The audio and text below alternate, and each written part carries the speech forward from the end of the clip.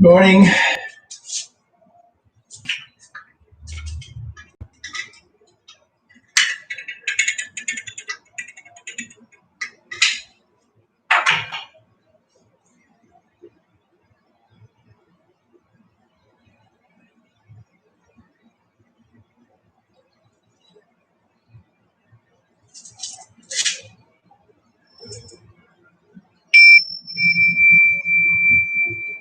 Precepts incense, samadhi incense, wisdom incense, liberation incense, cloud of lighted incense pouring into the Dharma realms, offering to the highest teachers of the 10 directions. I respectfully bow to the incense cloud Bodhisattva. I respectfully bow to the incense cloud Bodhisattva. I respectfully bow to the incense cloud Bodhisattva. I respectfully bow to all directions of space, all realms, past, present, and future, all Buddhas, the honored Dharma, the enlightened Sangha, the permanent three treasures. I respectfully bow to our own teacher, Sakyamuni Buddha, the future born Maitreya Buddha, great wisdom Manjushri Bodhisattva, great practice Samantabhadra Bodhisattva, Dharma protector Bodhisattvas, Buddhas and Bodhisattvas assembled at the great holy mountain. I respectfully bow to the great love, great compassion, Amitabha Buddha of the Western Paradise, great compassion, Avalokiteshvara Bodhisattva, great power, Mahastama Prada Bodhisattva, great vow, Ksitigarbha Bodhisattva, all the Bodhisattvas in the great pure ocean.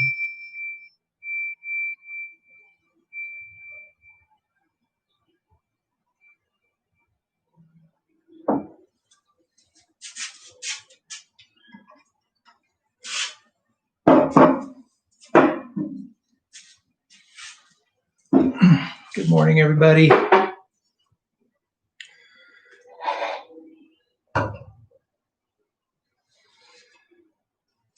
So before I get started on the Dharma talk, just a reminder, I posted it in here, but in case you don't read the chat, I know some people get it watching these on the phones, don't actually see the chat.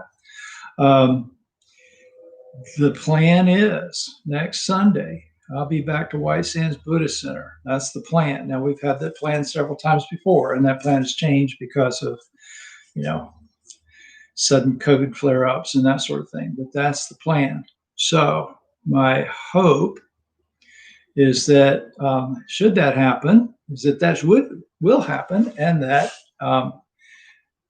we will be live streaming the entire service.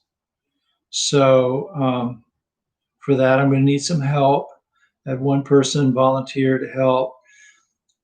We're going to need more than one, because we're going to need to have some people on standby and stuff. So let me know, not here, but email me if you're interested, if you're going to be there, if you're interested in learning how to help live stream the service and the Dharma talk.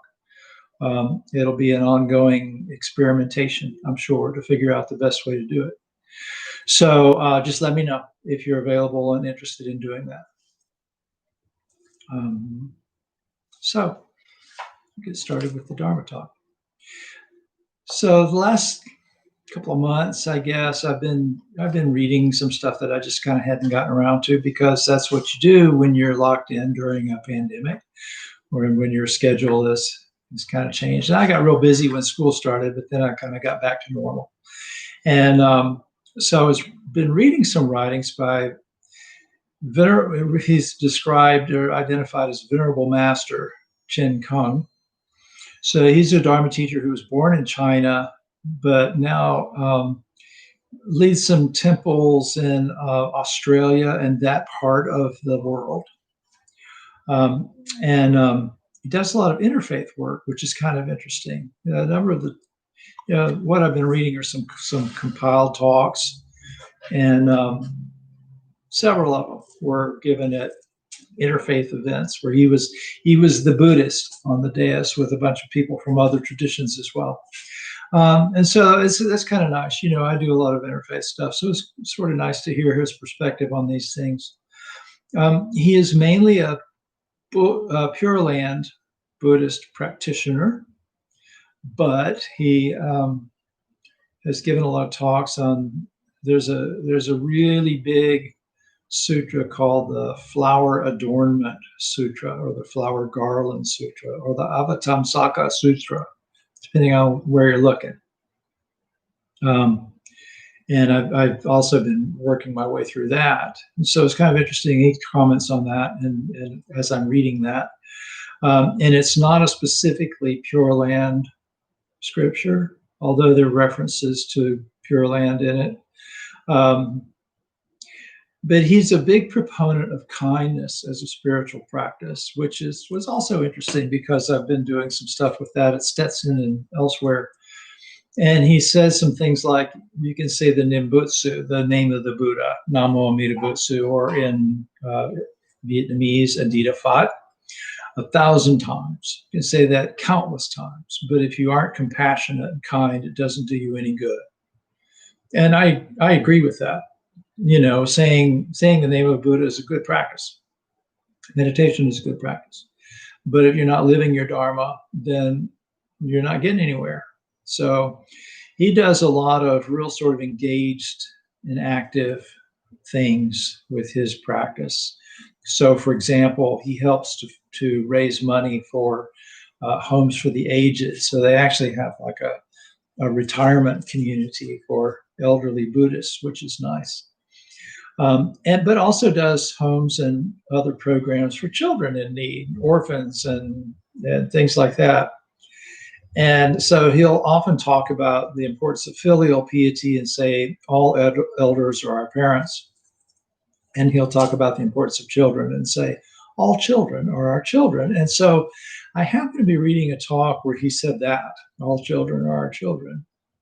I agree with that too. And it reminded me of something, of a talk that I gave just about exactly 2 years ago to a Unitarian Universalist congregation. I don't think I ever used that outline at White Sands. So probably, unless you go to that UU church, you haven't heard me talk about this. But it got me thinking about the importance of children and the importance of us establishing and modeling the values that we think will permit society to thrive and be happy into the future. And so a couple of times in meetings recently, especially during the Zoom calls, we've gotten onto the topic of, how divided things are and how frightening some of the possibilities are for our future, for the future of our society.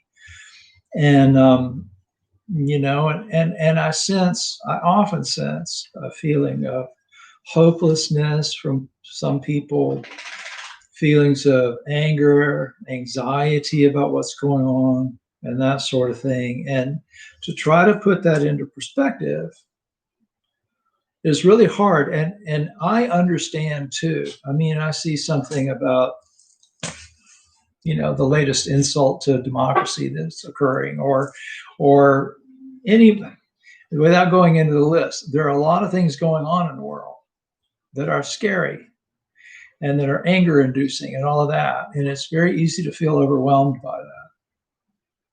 But it's important to have that into perspective in terms of the world before we got here and the world after we're no longer here, right? But what we do now affects what's going to happen after we're gone. And so it is important, this stuff. Anyway, the Buddha didn't say a lot about children that I can recall. There's a few parables about kids, and there's some Jataka tale or two out there that involve children and that sort of thing. He did speak in favor of filial piety, the importance of family, the importance of taking care of your children, the importance of taking care of your community. Obviously, he spoke frequently about kindness and compassion, giving and charity and things like that. But pretty much universally, religion advises us to treasure children, to care about children and take care of children. most of the Americans on this call, which is probably most of the people on listening to this live stream, probably spent some time around Christianity at least, and have probably heard Jesus's exhortation, "Suffer the children, and forbid them not to come unto me, for they are the kingdom of heaven." So, a lot of us, myself included, have raised our own children already. But like Venerable Chen Kung said, all children are our children. And all children reap the blessings and the difficulties that our lives have created for them. So I'll tell you a story. When he was 5 years old, Barwani Ndumi's family was brutally taken from him. He lived in the Republic of Congo, and there was bitter warfare going on between the government and rebels.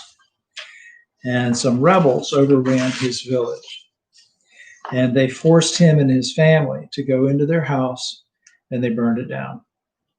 So Barwani managed to escape, but he was the only member of his family that got out. And he ended up in a refugee camp in Tanzania, where he lived most of his life up to now. And he said in an interview, he said, the life of a child in a refugee camp is incomprehensibly difficult. So there are shortages everywhere. But the worst thing is growing up without a future. So when he was 9 years old, he found out there was an international program to recognize that children have rights. He started to speak out and became active in the camp's children's parliament. This refugee camp created a group of kids who was sort of like a parliament, helped run things. And he started a radio show called Sisi Kwa Sisi, which means children for children. And he and other young people started reporting on the conditions that refugee children face and to tell other children that they have rights. And the show was still, I guess it's still around, was heard all over the world and has helped reunite refugee children with their families. And he said, by defending my rights, I'm working on my future. I tell all the children here that they must do the same. Empowerment is more important than food. Making your voice heard is a real necessity. So in 2009, he was 16 years old, and he was recognized by Kids' Rights Foundation, which is a global nonprofit that works with children to protect their rights and help them reach their potential through the International Children's Peace Prize Project Fund. And at the refugee camp where he lived, the foundation helped create a library and a community center and to train teachers and community members to help children process the traumas that they faced. In 2015, he was invited to speak at the Global Forum on Youth, Peace, and Security in Jordan. And his talk on the plight of refugee children resulted in the Amman Youth Declaration, which led to the first resolution ever to focus on the plight of youth in war-torn parts of the world. And he helped create the International Criminal Court's policy on children, which enables the court to prosecute war crimes against children, because, much of the world, until fairly recently, children have basically been considered property of the parents. They haven't really been considered people with rights. That's a fairly recent thing. You think about it, it's been in my lifetime. In fact, fairly recently in my lifetime, that kids have been able to do things like sue to dissolve their parents' rights to them and stuff like that. So, this is pretty new stuff. So when I was a kid, I heard about things like the Holocaust and the Dust Bowl and how many people starved because of the Dust Bowl and bad farming practices and government oppression of unionizing and that sort of thing. And, these sorts of catastrophes and suffering from the recent past. And I was disturbed by this. And the adults around me, my parents and other school teachers and stuff, assured me that I would never face anything like this because I live in America and Americans are the good guys and the world remembers these terrible situations and learns from them and we don't repeat them. And now sometimes I find myself talking to young people and apologizing because we didn't do enough to make sure that those lessons were truly learned and followed. But look, the situation is not all dire. There are lots of young people doing amazing things, promoting social justice, applying science to the greater good, basically saving the world. In Buddhism, we talk about blessings, but blessings are not something that are bestowed on us. Thank you, Jennifer. I'm glad too. Blessings are not bestowed on us by some divine power. They're the results of our good actions. So we can make a new blessing every day if we want to. Every time we do the right thing, a charitable thing, a compassionate thing, we're creating a blessing. So let me tell you a few more stories about the blessings that are being created by people who will not only inhabit the future that we've been creating, but that are shaping it. So if you're local with me, you've probably heard the name David Hogg, Emma Gonzalez, Jacqueline Corin, Matt Deach. They're practically neighbors. They grew up in Parkland, Florida. So just to refresh your memory, Valentine's Day 2018, David Hogg, 17 years old, was with his classmates hiding from a gunman at Marjory Stoneman Douglas High School. And afterward, he and other students who had survived that terrible thing founded March for Our Lives. They started organizing national school walkouts to protest government inaction on gun violence. And they continued to fight nonstop to vote out NRA-backed lawmakers and traveling around the country to rallies, promoting a platform that reduces access to high-capacity guns and strengthens laws that keep guns out of the hands of those who are most likely to commit violence, and funding research into the issue. Segments of the government, some states and the federal government won't allow gun violence to be studied, and or at least won't allow it to be funded. And so they've created funds to research these things. In Florida, their efforts motivated the passage of the Marjory Stoneman Douglas High School Public Safety Act, which is the first gun restrictions legislation in Florida in 20 years. Other states have passed forms of gun violence legislation that are consistent with the kind of goals that that these youngsters have been promoting, and their advocacy work continues to expand. In November 2018, they went to Cape Town, South Africa, and Bishop Desmond Tutu presented them with the International Children's Peace Prize. He said he considered their movement to be one of the most significant instances of youth-led activism in recent history. So their work to alleviate gun violence inspired some other young people to take action on other important issues. And one of them, I'm sure you also know, Greta Thunberg. I think she's 16 now. She's a Swedish environmental activist. So, as important as gun violence is, climate change is probably the most critical issue faced by the youth of our world, and it will affect them all. The environmental and economic impact of climate change lies at the root of the refugee crisis, hunger, poverty, violence in a lot of regions, and it's not going to get better if something is not done about it. And Thunberg recognized this, and she was frustrated with the inactivity of world leaders.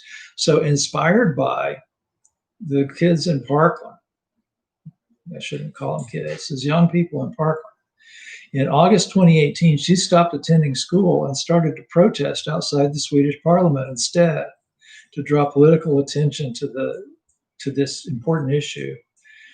Her tactic was directly inspired by the Parkland strikes.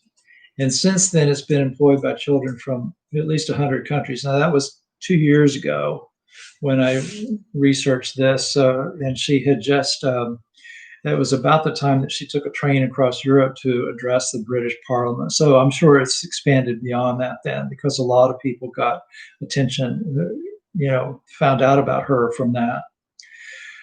And she said to the Parliament, around the year 2030, we will be in a position where we have set off an irreversible chain reaction beyond our control that will most likely lead to the end of civilization as we know it. And she said, you don't listen to the science because you're only interested in solutions that will enable you to carry on like before. And those answers no longer exist because you didn't act in time. Powerful stuff from someone so young. Climate change and similar problems encourage people like 8-year-old Kekasan Basu to motivate people in the United Arab Emirates to plant trees and recycle waste.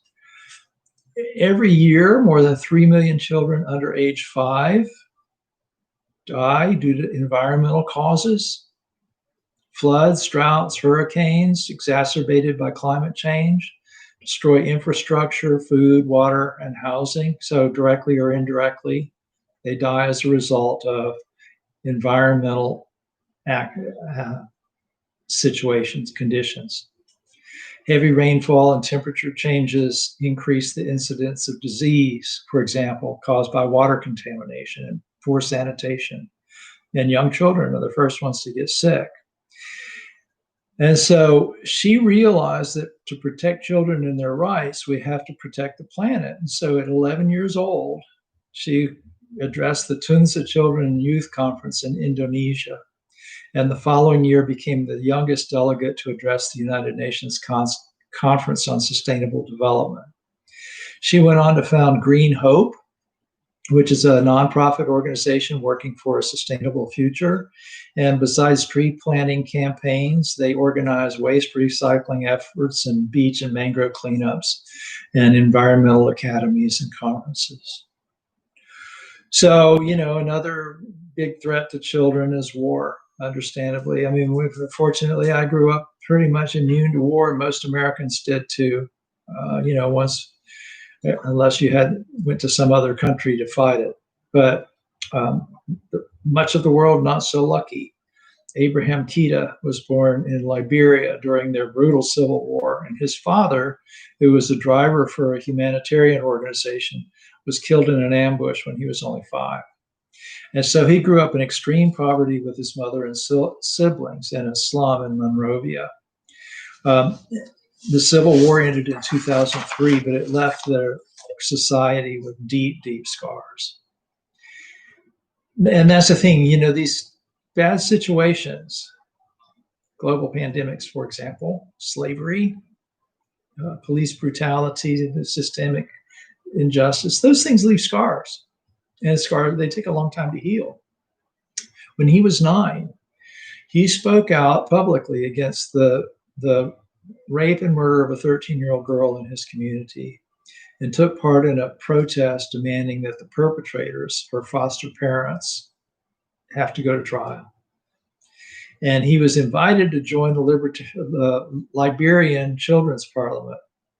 And he organized marches and called on the government to respect children's rights. And because of his efforts, the Liberian Children's Act was signed into law in 2012, recognizing the rights of children to prosecute adults. Neha Gupta is another example of what can happen when a child wants to help other children.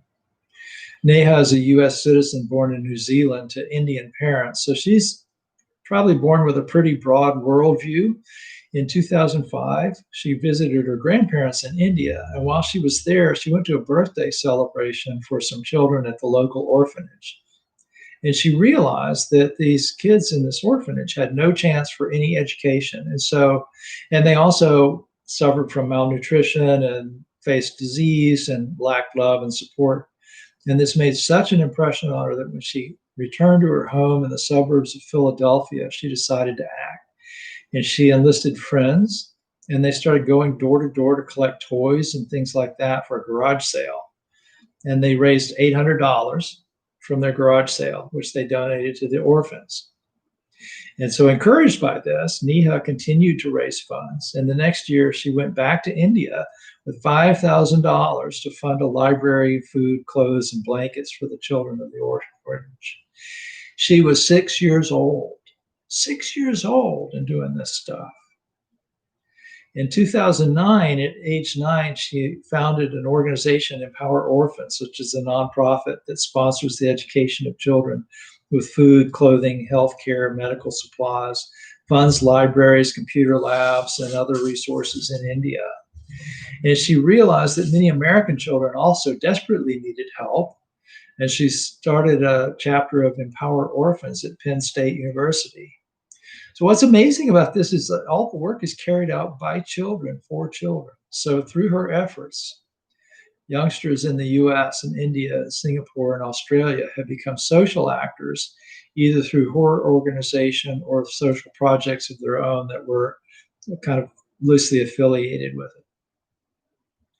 Another girl, Malala Yousafzai, is maybe one of the most courageous people living today. I can't imagine being in her position and continuing to speak out the way she does. She's from northern Pakistan, and girls don't go to school there or haven't historically gone to school there.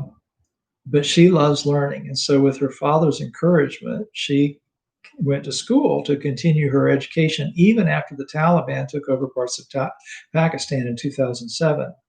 So under the Taliban, television, music, and movies were controlled, and women couldn't go to the market, and girls weren't allowed to go to school, and things like that. In 2008, when she was 11 years old, the Taliban blew up 150 schools. And in response, she helped organize a march at her school and appeared on a talk show, a BBC talk show, where she spoke out and said, "How dare the Taliban take away my right to an education?" She started blogging for the BBC about her passion for learning and about the oppression. And by 2011, she was globally respected for her bravery and invited to speak around the world on behalf of women's rights to an education. In October 2012, Taliban gunmen boarded her school bus, identified her, shot her in the head, and she lived. So miraculously, she survived. She was brought to the UK, recovered from the attack, stayed there with her family, and then in 2013 was given the International Children's Peace Prize and received a standing ovation in The Hague. So she said later, after the attack, I had two options. I could stop or I could continue my mission, and I decided to continue. That's the only way I could see it. Even death supports my mission, and I just can't be afraid. On her 16th birthday, she talked to the UN. In 2014, at age 17, she received the Nobel Peace Prize, the youngest person ever. And she and her father set up the Malala Fund to bring education to children around the world. So when I was in New Mexico a couple of years ago for a university chaplains conference, and I heard a talk by Valerie Carr, who was a Sikh who grew up in California. She was 20 and in college. In films, studying film, when a family friend became the first victim of a hate crime after September 11th. And her response was to make a documentary called Divided We Fall and to establish the Revolutionary Love Project, which aims to make love and kindness an ethic in public life. And she was talking about purposeful work at this conference that I attended. And she said something really interesting that kind of stuck with me. She said, success should not be measured by outcomes, but by faithfulness to our values. And I thought that was really interesting. You know, most of the time we look at what we do and, you know, how many people did we reach? How much money did we make? You know, those kinds of things. And that's our measure of success. And she said, no, it's how faithful were we to our values? How well did we live according to our values and express our values? And it's not easy. Sometimes it's not something we're going to see this month or this year or even this lifetime. But I mentioned this in a Dharma talk not too long ago. We all saw the fire a couple of years ago that burned Notre Dame Cathedral. And of course, everybody feels really bad when something like that happens. It's very sad, but it helps to realize that the people who started construction of that never expected, in fact, all of these grand European temples were built by people who didn't figure they'd live to see it finished. some of these things took hundreds of years to build. So you're laying the foundation stone knowing you're never going to see the roof go on, right? But you lay the stones anyway. It took 100 years to build Notre Dame, and then it continued to evolve and grow and be rebuilt several times. And there were fires and desecrations, and the outcomes have changed. I'm sure it doesn't look anything like it was expected to look when they started building it. I mean, architecture changed and engineering changed and stuff like that as the thing was being built and as it continued to evolve. But the work was always guided by faithfulness to the cathedral's values. And so the outcome that you get is going to be an expression of that faith. So things might look hopeless sometimes, but there are a lot of young people out there who are working every day to create new blessings. That doesn't get old folks like us off the hook. Whatever we can do to help their work or create an environment conducive to their work will just compound those blessings. So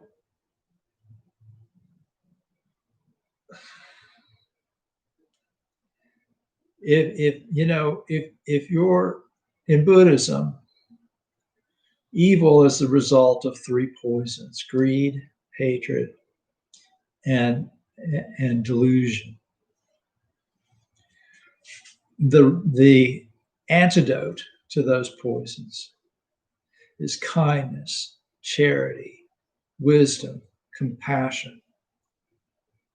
If we can keep as adults,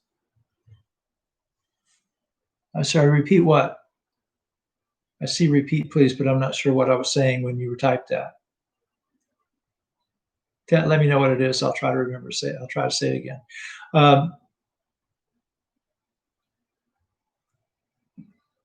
If I were a politician,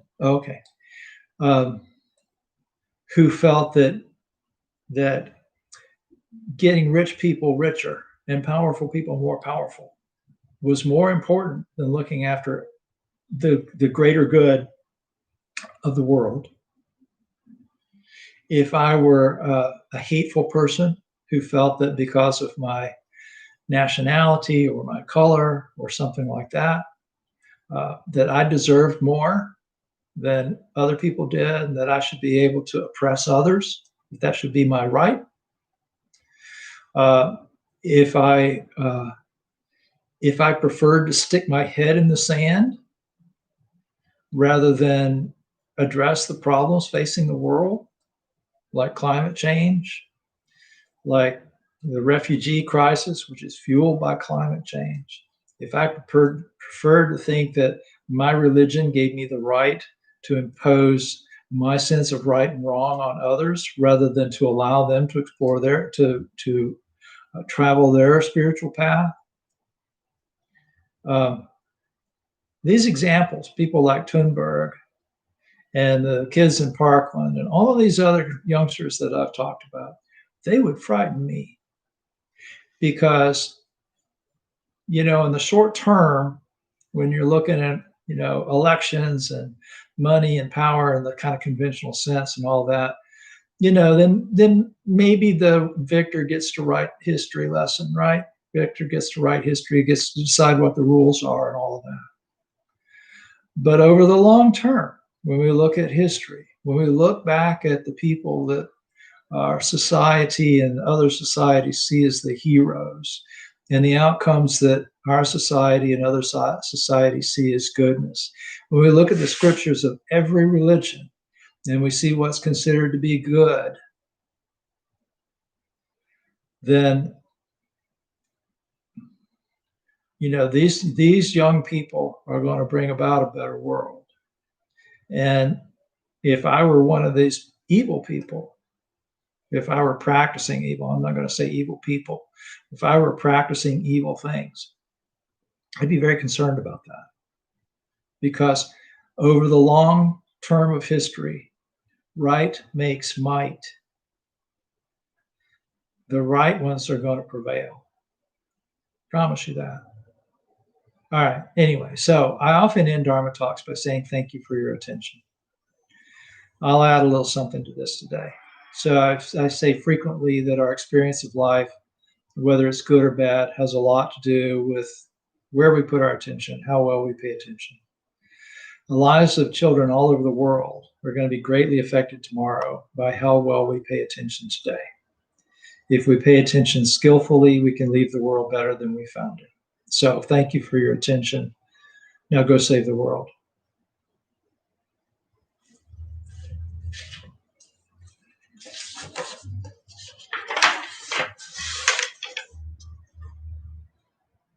Buddha nature pervades the whole universe existing right here now. And offering flowers, candles, and incense, hearing the Dharma and training the mind, great merit is attained. We dedicate this merit to the great Master Shakyamuni Buddha, the all-pervading and everlasting three treasures, to the 16 guardians and all protectors of the Dharma and their relations throughout space and time, to all ancestors of the Sangha and all beings in the Dharma world.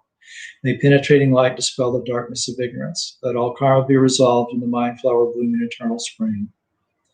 May the Dharma body maintain strength and health, and years of life be lengthened for all teachers of this Sangha. May their vows be fully realized, and may they live in perfect peace with Buddha Dharma. We pray for all those suffering from violence and those who grieve for them, for those living in oppression, for all who are imprisoned who should be free, for all refugees from violence, hunger, and catastrophes, man-made or natural. We pray for the health and well-being of those suffering from diseases of body, mind, or spirit, those working toward the healing of those afflictions. We pray for those suffering from COVID-19, those ministering to them, those protecting them, those grieving for those lost of this pandemic. May they all be serene through their troubles, and may we realize the enlightened way together. Sabe sata sadahantu avera sukha jivino katang punya phalang maihang sabe bhagi bhavantu te. May all beings always live happily, free from animosity. May all share in the blessings that spring from the good we have done. So again, don't forget, if you're one of the people who's like watches Facebook to see when I'm posting, when I'm going to be online, I'm not going to have an opportunity once I'm back at White Sands to post a bunch of reminders, because I'll be getting busy, getting ready to get up on the dais and talk and stuff like that. So subscribe to this channel so you get the notifications. If you're not coming to White Sands, if you're coming to White Sands, well, you don't need to know this. If you think that this stuff is great, share it, right? You can share these things on Facebook or Instagram or wherever you like to share things on social media, to remind people that kindness is important. The more we do that, the kinder a world we'll live in, right? So again, thank you for your attention. Have a great rest of your Sunday. I'll look forward to seeing you soon.